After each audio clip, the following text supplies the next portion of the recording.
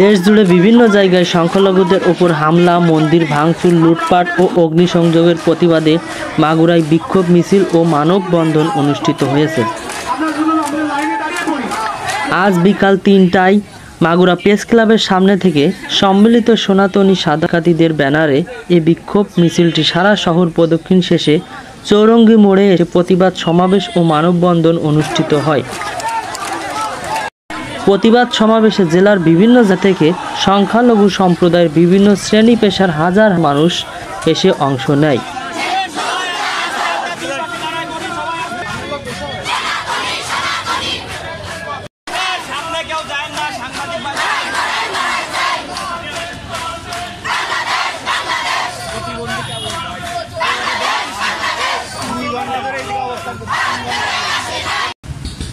প্রতিবাদ সমাবেশে বক্তারা অভিযোগ করে বলেন যে গত ৫ই আগস্ট সাবেক প্রধানমন্ত্রী দেশ ত্যাগের পরবর্তী সময়ে বাংলাদেশের বিভিন্ন স্থানে মন্দির, প্রতিমা, হিন্দুদের বাড়িঘর, ব্যবসা প্রতিষ্ঠান ভাঙচুর, লুটপাট ও অগ্নিসংযোগ করা হয়, দেশ ত্যাগের হুমকি দেওয়া হয়।